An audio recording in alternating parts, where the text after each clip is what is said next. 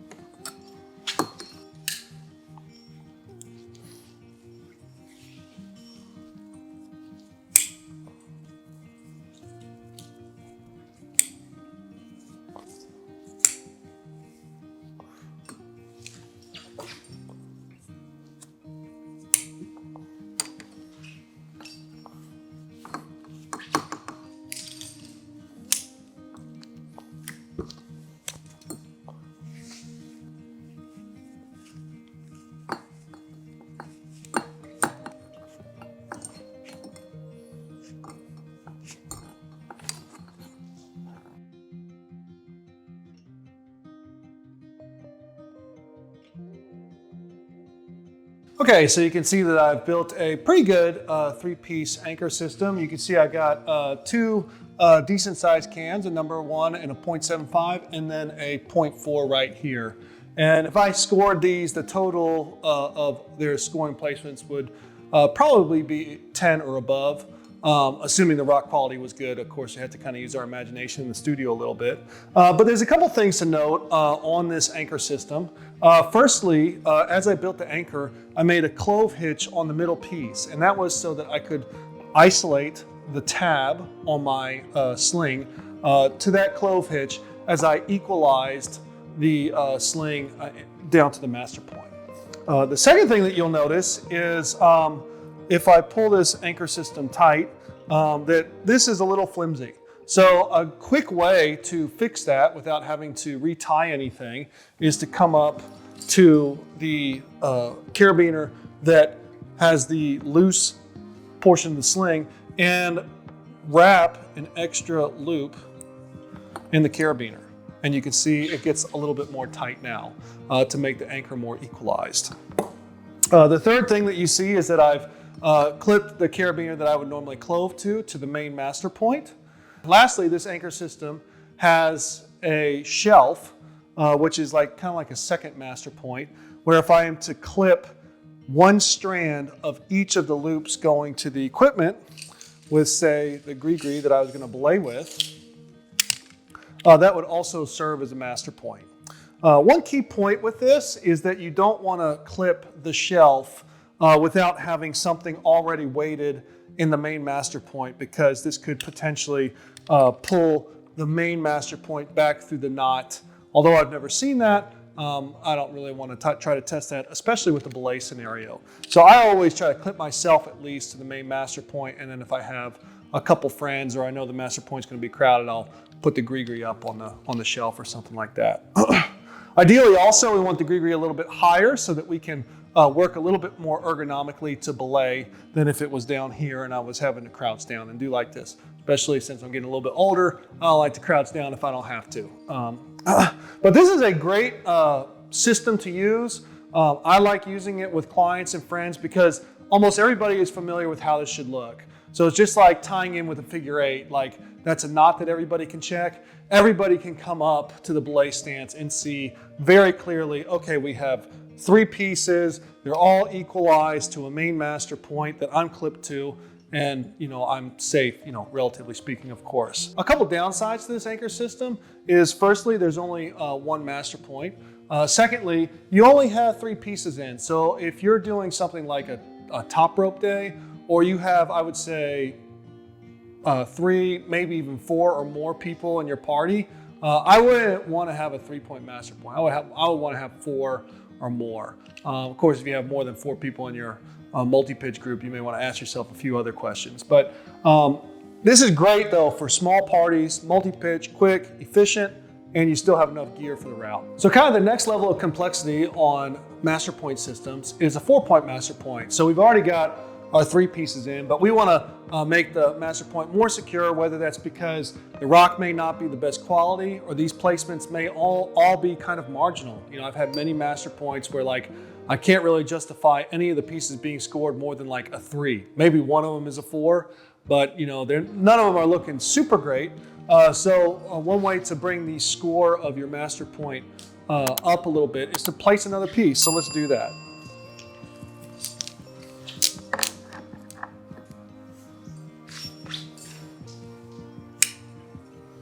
So you can see now I've placed a 4th piece, which is a tri-cam in this case. I really like to use tri-cams for anchors and not on the route because tri-cams take a long time for my follower to clean, especially if they're in like a precarious position. They also are difficult to place sometimes.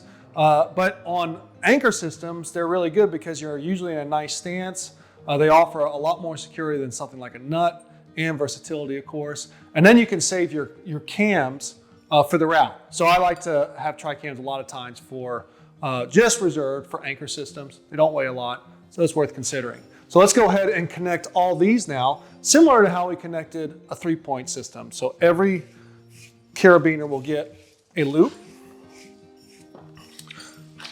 Again, I'm going to clove hitch the loop that has my tab. So now I know my tab's out of the way.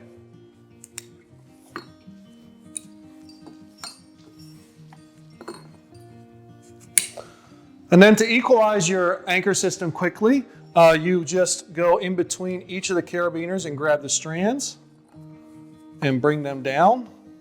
And you can do this with a 3-point anchor system as well. And you can see I've kind of brought them down to a center point. And then I like to go ahead and just grab a carabiner and put it on there. Now I have control of all these. And I like to kind of wiggle it like this a little bit to kind of get it equalized, and kind of that allows the strands to kind of pull through the different carabiners. And then I can go ahead and make either an overhand knot or a figure of 8 knot. The reason you would make a figure of 8 knot is if you wanted the master point a little bit higher. But this should be plenty high for me with 4 points. You saw the 3-point one was a little bit lower, but the 4 points is a little bit higher because there's more material. And this is going to offer a lot more security.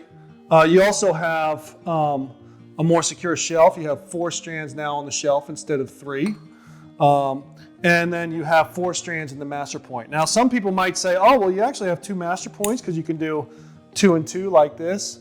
I wouldn't recommend this because this anchor system is not self-equalizing like a quad or something like that. So I would still just maintain the single master point so that all the force is kind of going in one direction. But again, similar to the 3-point master point, if I have a client or a friend come up to the belay stance, they're going to see this. It's going to inspire confidence immediately. There's nothing funny about this. It's very textbook. They can see all the placements quickly. They can see where they all connect to the master point. They can see the shelf, and it's pretty obvious where they're supposed to clip in. Another trad anchor system that's not quite as commonly used, although I use it quite a bit, is a quad anchor system. A lot of people think quads are really just for a bolted system. And then, of course, they work great there. But I like to use them a lot in trad anchor systems and multi-pitch when I have a multiple person party. And that's because they offer a lot of real estate for people to come up and clip in, and for me to be moving ropes around and people around on a belay stance, and the load can be shifted with multiple people and still kind of spread evenly across the pieces relative to a single master point. So let's see how I would do that with this system. I've replaced one of my 0.75 cam with a nut because I want these 2 pieces to be a little bit closer together. So basically what I'm going to do, of course you can do the typical quad where you just say, hey, I'm going to just group 2 pieces together and put one end on this, one end on this. That doesn't work very well because it's hard to get all these carabiners to line up. So I usually just try to make one side line up, and then the other side you can connect in the following way. So I've gotten my quad length sling doubled over, so I have basically 2 loops. And I'll go ahead and put 1 strand each on those pieces. And then I'll come to the other end of the sling and I'll equalize it. Okay, so it's equalized now. between these two down to the other end of the two strands. And I'll go ahead and tie my first overhand. And I'll try to dress it really nice and try to keep the strands as even as I can. Okay, so now I've adjusted for the unevenness of these two pieces. You can see the nut is a little bit higher than the gray cam, okay? And I want to take this other end of the quad and come to these two pieces as one. So let's do that. We can go ahead and tie our overhand on this side too. And of course you could dress this to be higher or lower depending on how much movement you anticipated or how much real estate you want on the master points, which I'll show you in a second. Okay, so you can see that these two pieces aren't perfectly even, but they're pretty close. And the other thing to note about these two pieces versus these is these are really well-placed pieces. I got a big number 1 cam and I think this is a pink or red tri-cam placed really well. These are probably like 3s or 4s, you know, solid 3s or 4s. These probably are 3s over here, although that big nut's pretty good. But anyway, although these are slightly unequalized, the odds of one of these pieces falling out versus these is less because these pieces are a little bit better. So when you set up the quad, I encourage you to look for, okay, where's my 2 strongest pieces? I'm going to combine those on this one, and then my 2 weaker pieces that one might fall out, I put single strands on. Be interested to know your paradigm on that. Some people might think differently than me, but that's kind of how I think because if one of these falls out, this has already been pre-equalized, so the odds of the master point shifting a great deal or significantly is lower than if one of these, than with these, okay?